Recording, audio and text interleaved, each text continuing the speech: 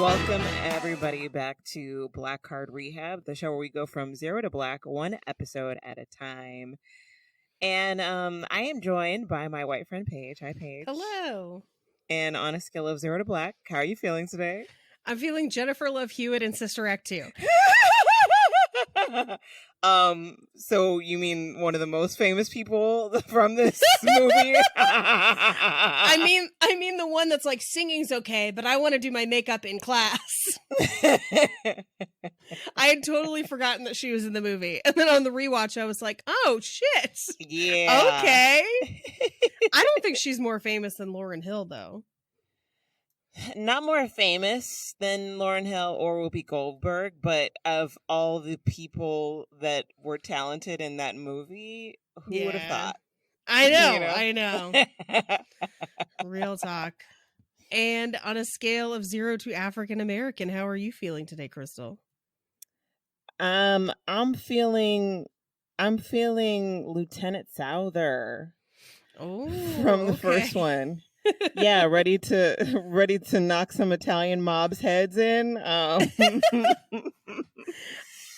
don't know. Honestly, I think I generally feel Whoopi in every situation that I'm in. But I like literally I'm at work, I'm at my job, and I'm just thinking about all the ways I'm like, yeah, I can't help but be me, and that is the most frustrating thing to me, is when I can't be me. And that's a lot about what the first movie is about. That's true. And now that we're bringing up the first movie, I'd like to take my answer back, and I would like to say that I am feeling the mashed potatoes song and Kathy Najimy. Yes, Kathy at her fattest and most soprano.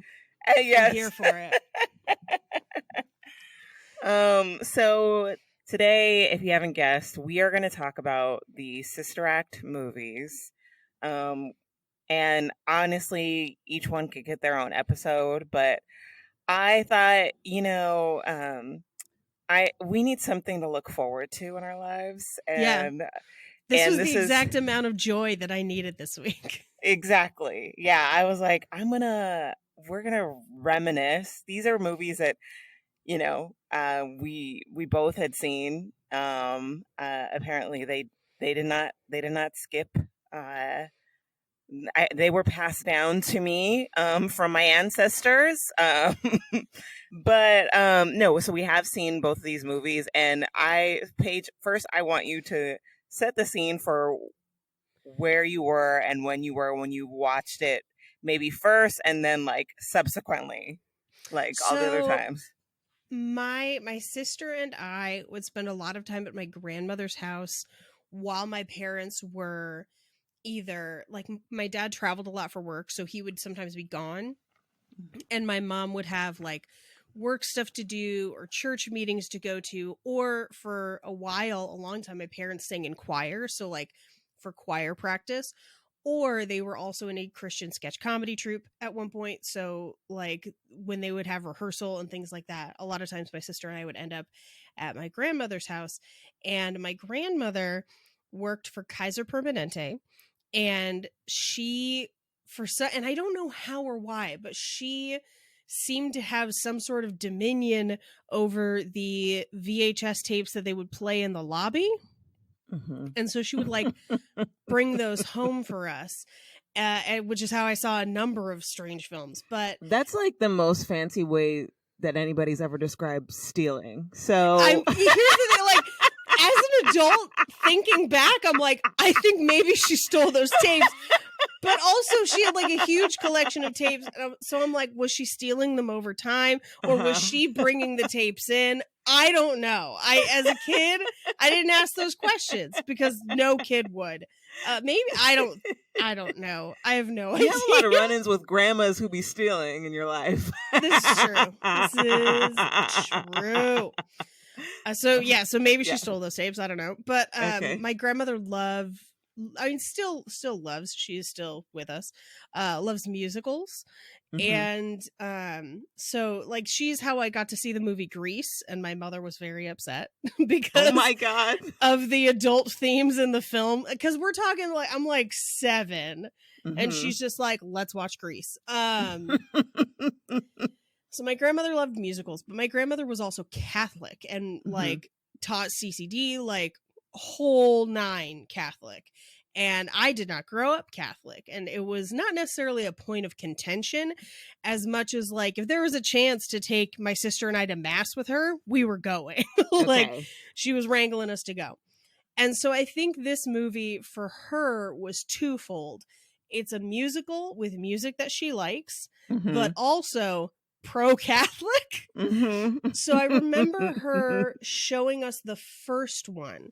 And I remember my mom not being super stoked about it because the central plot point of the first movie is that Whoopi Goldberg is on the run from her ex-boyfriend, who is a member of the mob, who is Harvey Keitel and shirtless, which makes me very uncomfortable to this day.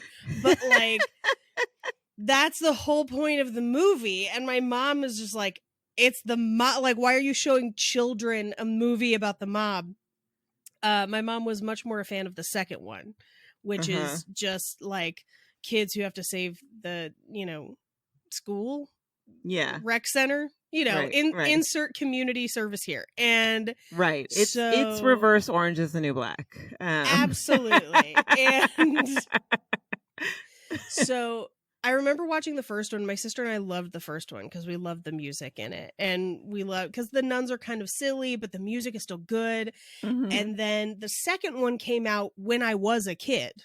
So like that second movie came out when I was 7 or 8. We didn't see it in theaters, but like as soon as it was on VHS, grandma magically had it.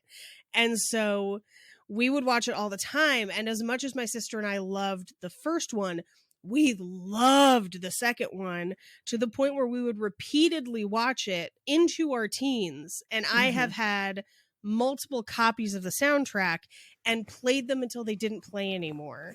And now you can't get it on iTunes or anything. And it's a fucking nightmare. I have to like order a new disc from Amazon now. And I'm like, where am I even going to play this? I only have like one thing that takes CDs. So yeah, that's Absolutely. Our history with the film. Okay. And for me, my grandmother also had these. I believe she bought them legally from a store. That just goes to show you white people be stealing. That's what I learned from working at retail.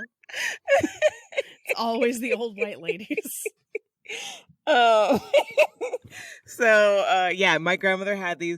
I know I saw I don't know if I saw the first one in the theater, but I know I for sure saw the second one in the theater with my dad. Probably just begged him on a night that was my dad's night to have me. That is divorce kid privilege. You do get to ask and go see almost whatever movie you want. Oh man. And I missed out. Unless I have told you about the Rescuers Down Under incident, though, right? No, what? I've never told you about. I know that movie, but okay. Oh, let me set the scene for you. Okay. So for those of you who don't know, Rescuers Down Under is it's part 2. It's a sequel to The Rescuers, which is a Disney movie about mice who are detectives and they like solve crimes or whatever. They interfere in a case of serious domestic abuse is what they do. Yes, it's a little intense, but the stakes were high. But so they had a second a follow-up to that movie, and obviously starring the same cartoon mice. And I was like, that's for me. I need all of it. And so I asked my dad to take me. And the thing about my dad is very Black in that he is constantly late for things. He did not pass that down to me, luckily, for me and all of my friends and every job that I've had. So we show up to this movie late and we're at the box office, and I'm a kid. So, I'm kind of tuned out to like the adult transaction of the conversation. But like, I also at the same time, I'm like, something feels wrong. Right. But I don't know what it is, and I don't feel empowered enough to speak up right now. Okay? That's a good way of saying not paying attention, but also nervous. Yes. So we get into the theater and there's something already playing on the screen. The lights are out, and I'm assuming / very much hoping and praying that what we're watching on the screen is the previews. Mm. But this preview goes on and on and on. Oh, no. Until I think, and I think the movie has like a really long, the movie we're watching, it was like a really long, what is that called when they show like there's like an intro before they show the credit, like the opening credit. Like a cold open. Yeah. So it was a really long cold open, and then like it seemed like forever until they got to the point where they showed across the screen that we were indeed watching Quigley Down Under. Wait, what? Tom Selleck's Quigley Down Under had the nerve to come out around the same time as Rescuers Down Under. I was heated. Okay. Do you know my dad made me sit through the entire movie. He's like, well, we're already here. I have never hate watched anything with such intensity before or since. I have a very similar story with my grandfather, where we wanted to go see Swan Princess, and at the same time, Little Princess was out. So when he took us to the theater, he was just like, Small Princess? And they were like, we think you mean Little Princess. Here are the tickets. And I don't know if you've seen Little Princess, but it is... Yes, I have. Traumatizing. And we were like, we were here for the girl to turn into a swan, and it's like 60 minutes in, and this isn't happening. So that's my version of but it didn't have Tom Selleck in it. Like that's a very, very different, like, yeah, you know. Yeah. Wow. Did you leave the theater? Did you leave and then go to like a later showing, or did you just never see Rescuers Down Under? I eventually saw Rescuers Down Under. Like he made it up to me, like I don't know when, but it wasn't that night. I was so mad. It was the worst day. Oh, that's amazing. What was it like seeing Sister Act 2 in theaters? Incredible. I mean, I could have flown after that. I mean, I was like, this is who I am. This is me. Like, I feel represented, and I am meant for this world, this life of dance and song. And I am Rita, diva with a tood. That's me.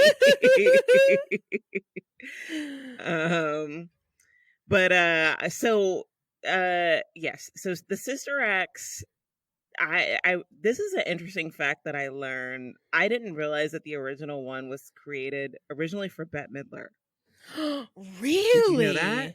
I did not.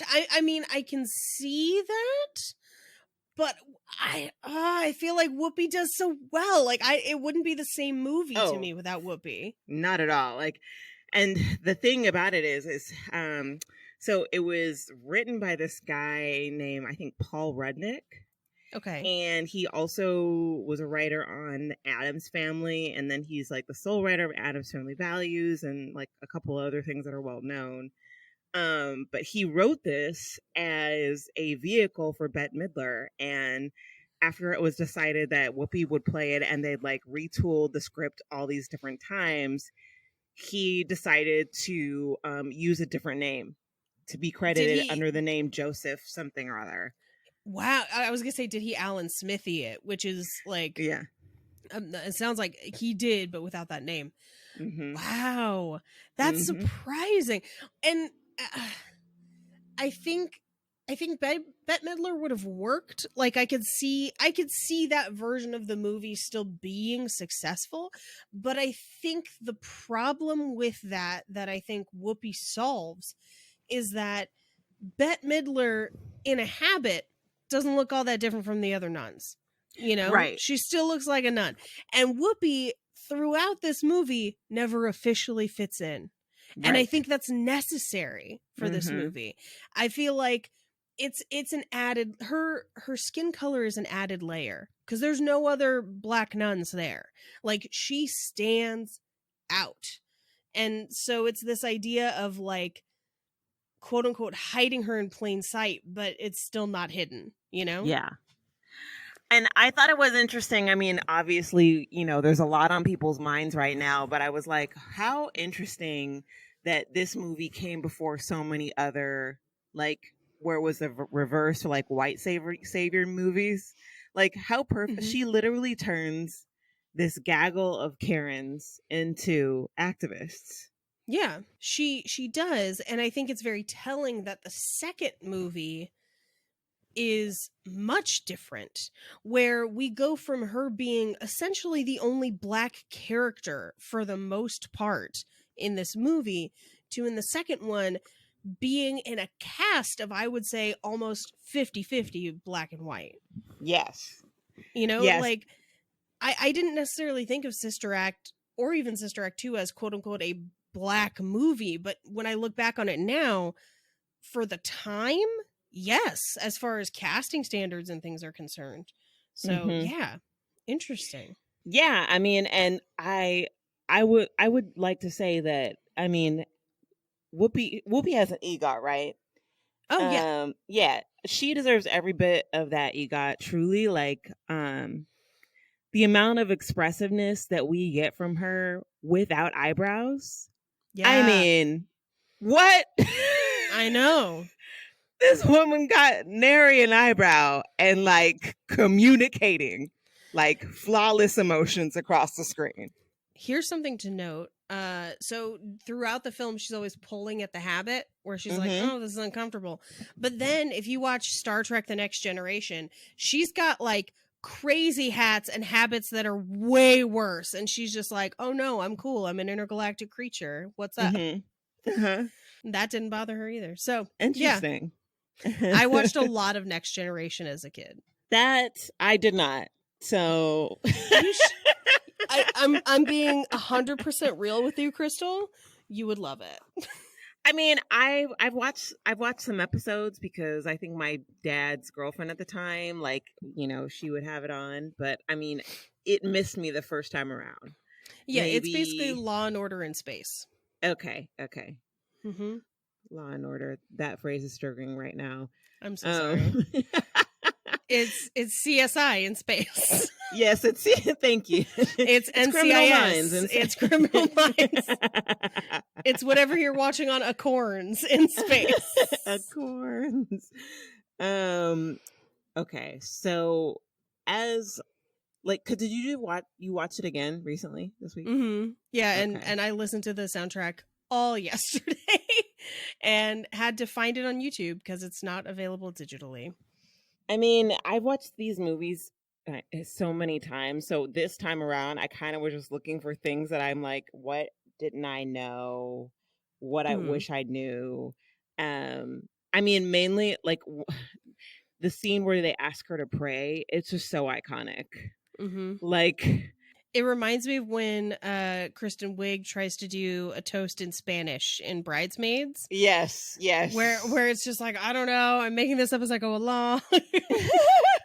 Yes, and to the Republic for which it stands. I now pronounce this food ready to eat.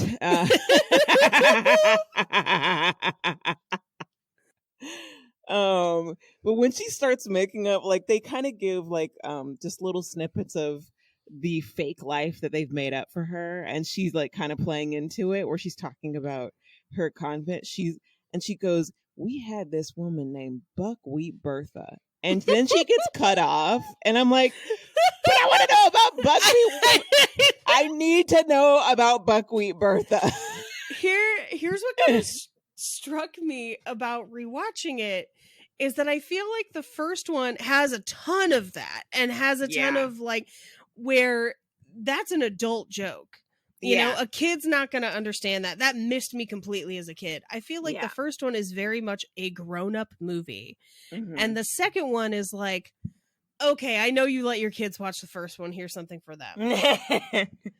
Because for as like subtly subversive as the first one is, the second one is just like, forget that. I mean, the closest we're going to get is we said beat that mug, which is a drag term that no one else would have known at the time. But Right. like, other than that, yeah, it was, they almost don't feel like sequels on a rewatch. Like, That's I know true. they are, and it's Mhm. the same characters, but like on rewatching it as a grown up, I'm like, why would this sequel must have been a movie that was already written, and the way to get it made was to like make it Sister Act. That's interesting. I mean, there's so much magic in the Sister Act 2 movie that I'm I like, love I it. don't know that I've seen or felt that way, you know, unless it was like a TV show. Like there's TV shows that I think maybe have captured some of that, but maybe, and not for me, not in a movie. Yeah. I think one of the things that fully makes Sister Act 2 so fucking amazing is something that I found fault with. I was on another podcast talking about how I hate the movie Mamma Mia. And okay. my biggest argument with it is that half the people in it can't sing. And I feel like Sister Act is the absolute opposite, where you have literally every single person walking through that door is amazing, is a powerhouse vocally, and also at least a passable actor. So like at no point are you really like, the plot is weird, the writing is strange, but you don't care because everyone in it is so good. So good. Yeah. It's, I don't know. I think it's more of a musical. Oh, you're talking about the second one? Yeah. Yeah. The first one's like a crime movie. The second one's a musical. The first one is for sure a crime movie. Yeah. And I feel like the first one is written really well, and like has so many like interesting moments with all the different characters, like even just like silent. I mean, I love the last chase scene. I mean, just joke after joke after joke. It's so good. Amazing. It really is.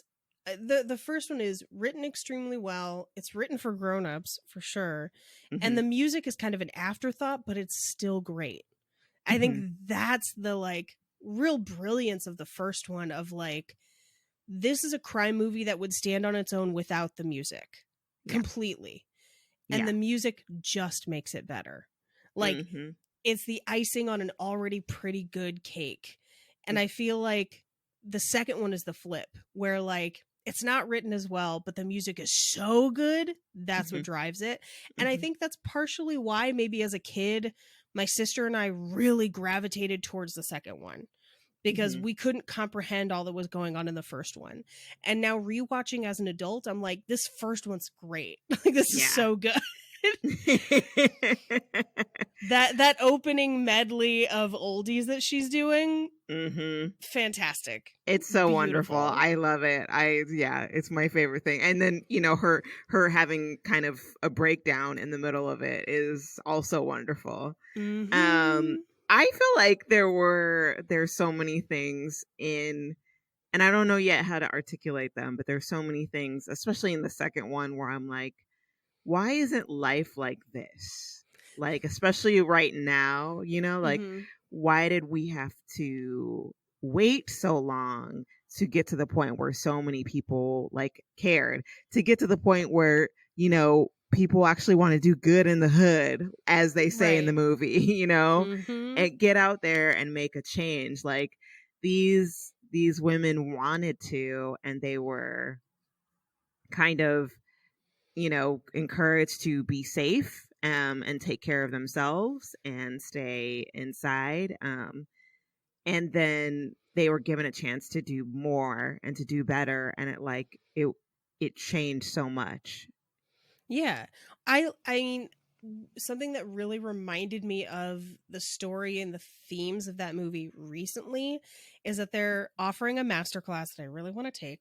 And it's taught by a man who is essentially a gardener in the hood, where he takes abandoned pieces of land, like, you know, that part of like grass between the sidewalk and your house or the Yeah. sidewalk in the street, and he'll just plant like vegetables and food and stuff there in places that are like food deserts. Mhm. And his masterclass is like, anything could be a garden. Here's a dresser drawer. This is going to be a garden. And the quarantined part of me really wants to watch it. But that mentality of, I'm not going to put up with living in a place where things are bad. That is unacceptable. And the powers that be may have failed me to improve the place where I live to the standards of other places, but that doesn't remove my responsibility to make things better if I can. Like, I am here and I'm going to be proactive about changing this place.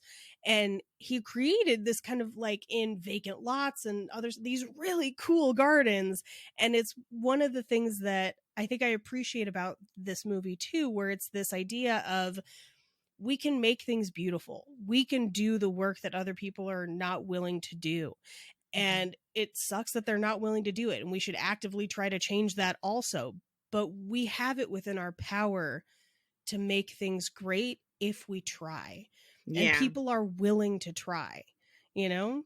And I think it just takes one person to be like, I'm going to try and improve something.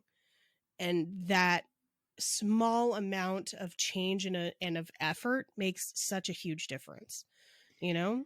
Yeah, I mean, I think especially when it comes to gentrification, like this is what we need. This is the kind of example that we need.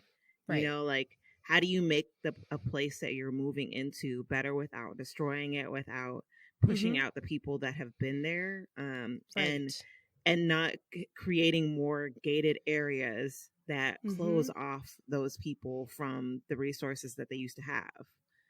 Right. And, you know, instead of getting rid of the things that are here to bring in new things, build up the things that are here. You know, invest in the local businesses around you instead of trying to get a Starbucks to move here, you know? Yeah. I thought it was interesting in the first movie too, though, that, like, you know, there was obviously a racial element, but they didn't talk about race. And I don't want to say that as like they deserve applause for that, but I think there's something interesting in how they chose to deal with it visually. Yeah. Like in terms of like who was in the neighborhood and who's coming in off the streets, kind of looking in at what they're doing when they hear certain kinds of music. And you know, what I thought it was interesting too is like they don't seem to be playing on a lot of the stereotypes that they could have played on. In particular, like, I'm just even the opening moment of the movie where the Dolores, Whoopi's character as a child, she's being scolded by her teacher, and she's like, you know what women like you become. And that could have been, she could have filled that in with so many things, like that blank there. So, but the fact that she became a lounge singer, I'm like, that's not that wouldn't have been my first, you know what I mean? Like, I mean, obviously that's what the movie's, right? But like, if you're thinking of like easy stereotypes, that's not the first one, you know? No. And I think it's interesting that, and I'm wondering how much of this is left over from it being Bette Midler and just changes weren't made, like where they were just like, no, we're just casting somebody different, which is mildly revolutionary for the time, because it makes it not heavy-handed, right? Like, you don't have a bunch of white people trying to write characters that are like, well, it has to be very black, you know? It's just like, no, this is a script that as is written. Well, and it adds layers without saying anything about it. Like, she's in an interracial relationship with a gangster, right? Yes. Never mentioned. No one's ever like, hey, how is that going for you in the 90s? Like, it just happens. I remember as a child, the scenes between her and Harvey Keitel made me very uncomfortable as a child because I didn't like seeing him shirtless, and I was like, he's too old for her. He's a creepy old man. I think I felt that way too as a kid. As an adult, I'm like,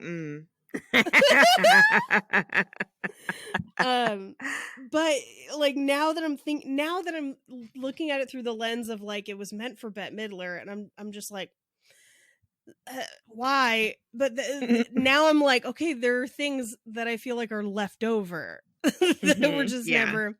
That's really interesting, actually. That is very.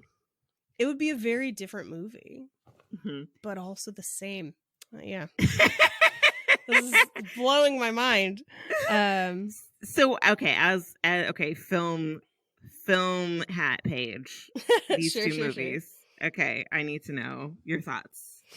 I mean, from a screenwriting perspective, I hate to say this. The first one is worlds above the second one. I do think is really interesting about the second one is it becomes a trope. For movies that come after it, where anytime somebody is like, you know, we got to win the whatever competition to save the community center and get Ray Ray out of prison. Like, that's this movie. That is this. I'm sure there were some movies before it that kind of deal with that, but like on the real, as far as like every stereotypical thing happening in the movie to serve that trope, that is Sister Act 2. Right. It's honey. It's whatever. But yes. It's whatever the B plot of most Spike Lee movies. It's that movie. And now, like, thinking about how the first one would have been written for Bette Midler, truly as a crime film that had music in it. Now I really, really am, because I always kind of felt like the second movie either was written afterward, either by Whoopi or with her involvement. And now, especially, I'm like, it either had to be written afterwards or it was an existing movie that they, like, you know, stuck the Sister Act brand on. But, oh, man, I feel like the first one is a classic noir, kind of, in a way where it's like, it is truly a hard-boiled crime drama. She's a protected witness. We're dealing with the police. We're seeing the mob and all of those things. And the second one is really, truly a musical, like, in all sense of the word.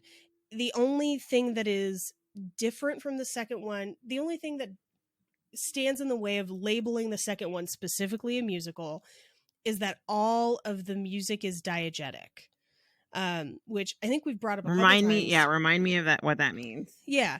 So diegetic music is music that everyone in the scenario, in the scene, hears. Non-diegetic is like the score, things that they don't hear. And in a musical, like, think about Grease, for example, when Sandy is singing Hopelessly Devoted to You, she's singing it, no one else can hear it necessarily. Like, yeah. It's kind of this, you know, separated part. It's why that one scene in 5 Heartbeats struck us so strangely. Yeah. Because it's this song in the middle that, like, they kind of hear, but it's not a performance, but there's music in the background, and how is that playing? And this movie doesn't do any of that. Everything we hear is played. I think it's very similar to, I think School of Rock is probably a very, very similar. Now that I'm thinking about it, I'm like, yeah, that's exactly that same movie too. I think, like, just personal Paige moment, the thing that really grabbed me about the second one is it came out around the time that my sister and I started singing in choirs. And I think that was our, like, it's a choir movie. And when we look at other movies like that, like if you look at like dance movies, like Center Stage is the one that I'm thinking about. It's that movie that's like not that great, but if you're super into the thing that they're doing, it's your movie, you know, like Save the Last Dance. You know, there's a lot of similar tropes in all of those movies, and like watching it from the lens of somebody who's involved in what they're doing makes it even more connecting for you. I don't know. Did Absolutely. you feel the same? Because I know you sang for a while as a kid. Yeah, I mean, yeah, so I was also in choirs. I definitely connected with it on that level. I just wanted to do it all. I wanted to dance, I wanted to sing, I wanted to act. And so I'm like, here I am watching all these people get to do exactly what I want to do. And kind of going back to the like some of the overall themes, like I'm really always struck by what is her name? The one who doesn't really have a voice in the beginning, and then she like, Sister yeah, Mary Roberts, I yeah, Sister believe. Mary Sister Mary Roberts. Roberts. I'm always so like, I just identify with her, with that story, with that moment, and like basically for those of you who haven't seen, if you haven't seen it, please watch it because it's the best ever.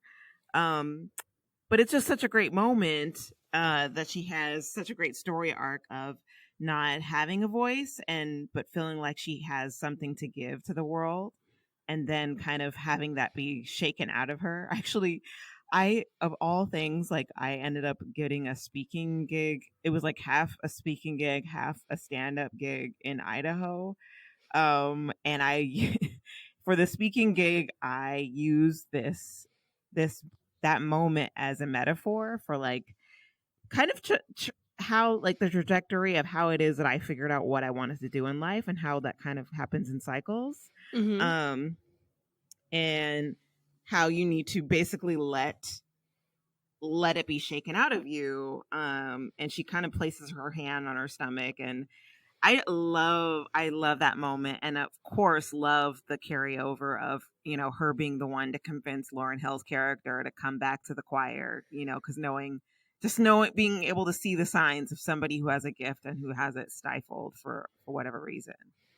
I think it's also super interesting that actress is in multiple other movies in the 90s just to sing.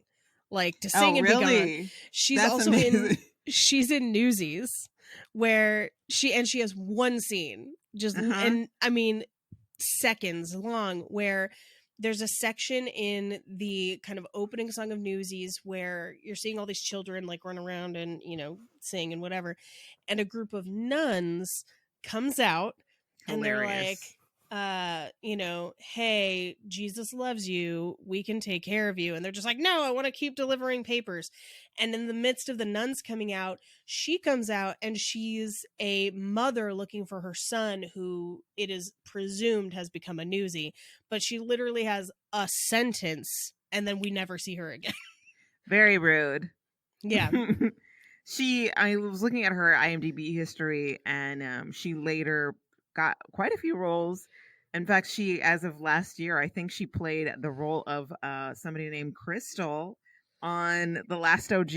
So, oh really? Yeah. Okay. Also, the girl Maria. Remember Maria, the one who sang show tunes? Yes. That fool played the mother in Coco, the voice of the mother in Coco. Really? Well, this is something that I feel like a lot of people don't realize or know from the 90s is there's a lot of musicals that come out in the 90s, specifically kind of Disney-fied, kid musicals, if you want to think about it, like teens singing. It's a huge thing. Mm-hmm. And most of those people either went on to Broadway or to voiceover work. One of the biggest ones is one of the guys in Newsies is a guy named Aaron Lohr, who went on to voice the Goofy movie, the singing voice of the Goofy movie, which also fantastic soundtrack. But then went on to be in Rent on Broadway for like ever, and then just married Idina Menzel. So like these people are all still around. Oh, he took her from Taye Diggs? He took her from Taye Diggs. What? But like these people are all still around performing.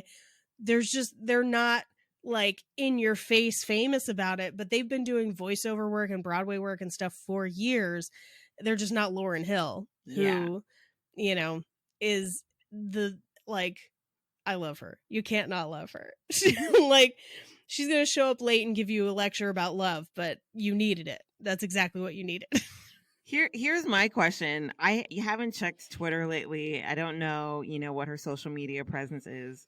But do we know if Jennifer Love Hewitt is an ally? I don't know. I thought you were going to ask me about Kathy Najimy, and I was like, she was in Dumpling and made me cry really hard. Oh, I love Kathy Najimy. Let me see if Jennifer Love Hewitt is on Twitter. I would assume so. I would hope so. I would fucking hope so. But you never know. Like, I mean, I don't know how she like climbed the way she climbed, because it's like she was also in this show on Disney called what is it called? It was the same what's her face? Fergie was also in it. Oh, Kids Inc. Yes, she was also in Kids Inc. That was when she used to go by Love. Just Love. She was also in a Barbie fitness video that my mother bought me as a child. Wow. I think we ordered it from Avon. Jennifer Love Hewitt has not been very active on Twitter. Let me check Instagram. I think she is a mom. I want to see the tax returns. Oh yeah. She allying it up. Okay. Is she protesting or is she giving money? She opening that purse? It looks like she's opening that purse. Okay. Yeah. Mm-hmm. Okay, Jennifer, you are safe for today.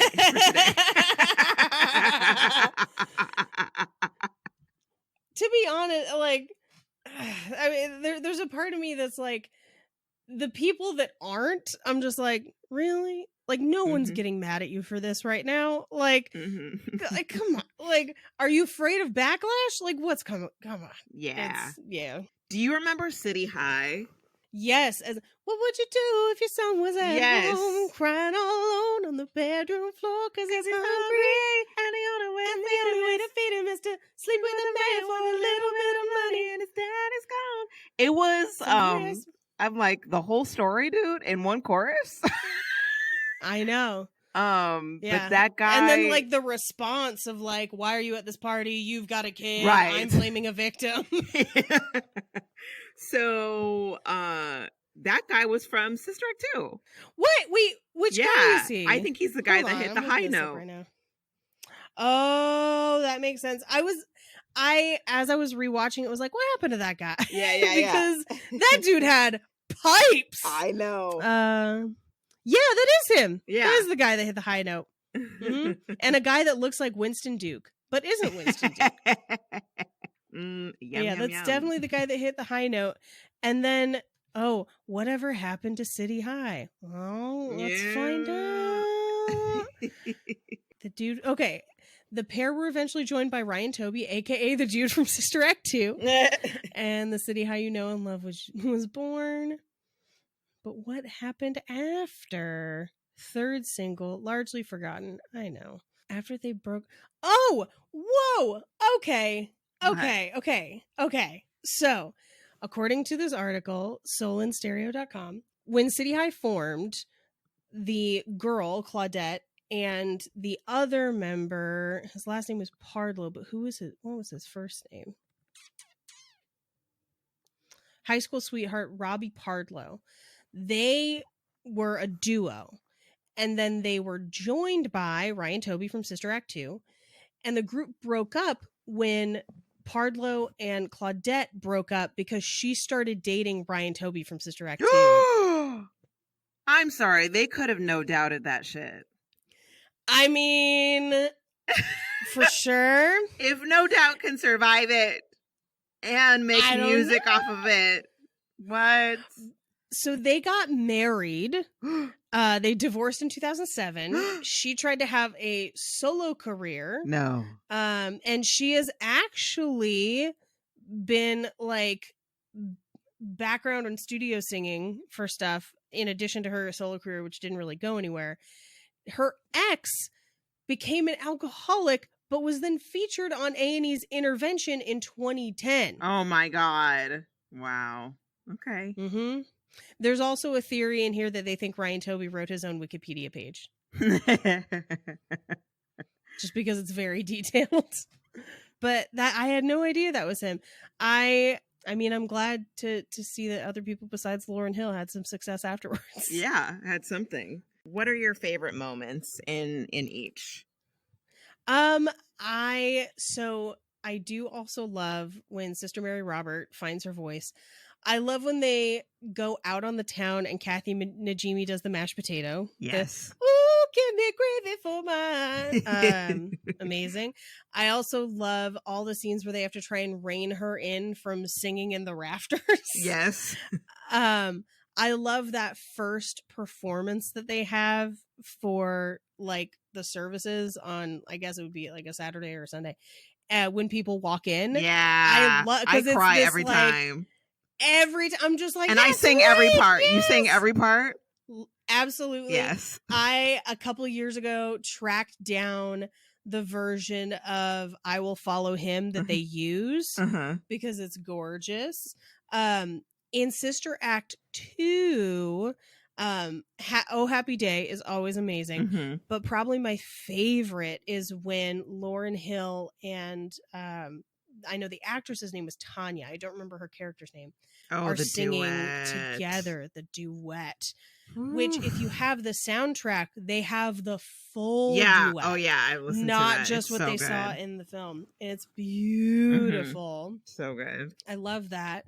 I obviously love the end where they're like, take off your robes, which as someone who has had to like wear choir garb, usually you don't have other clothes. Like you've been in those all day. So the fact that they like whip them off and they're all of a sudden like a fancy Macy's catalog, you know, just in the middle of it. So many platform sneakers. I also love the old folks home. Yeah, where great. And just it was cool for what it was, but it wasn't all that. Yes. I didn't know that was a real song until That's so hilarious. many years later. Like, I saw it in the movie and my mom was just like, why this song? I don't know. And then like, as I grew up later, I like heard the real song and I was just like, what? Because I was like, this is clearly from the 70s. Like, I don't know. Sister Act covered it. Hilarious. Okay. Got it. Yeah. Yeah. I so many times in dance performances, like in college, especially if it was like where I was choreographing, I would go in the wings before the dancers start. And I was like, your teacher says, take off your robes. I don't know. Just, I don't know. Just, she says, take off your robes. She just says, take off your robes. I would do it every year.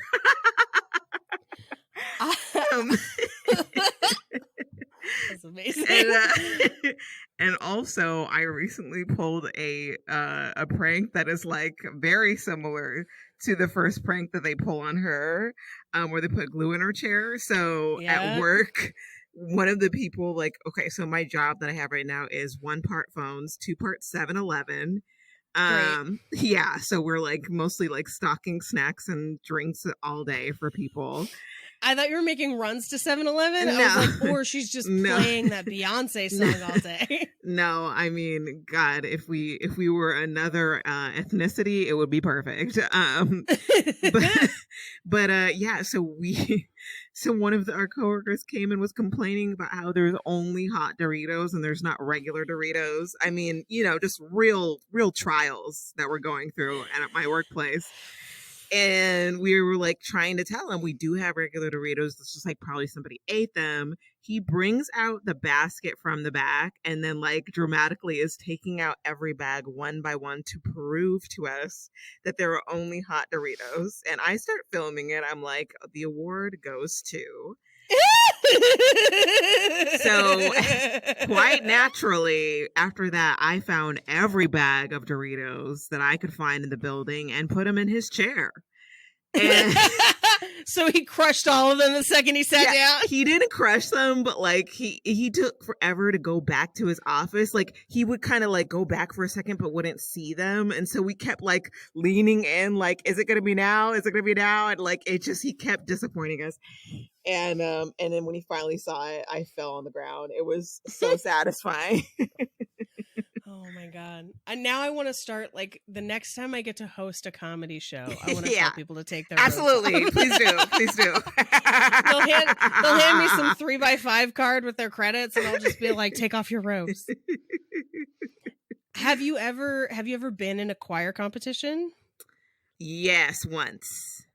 Did it disappoint you that it wasn't as cool as the Sister Act movie made it look? I was in one before the Sister Act movie. Okay. So, yeah, so it didn't happen afterwards. Yeah, I know.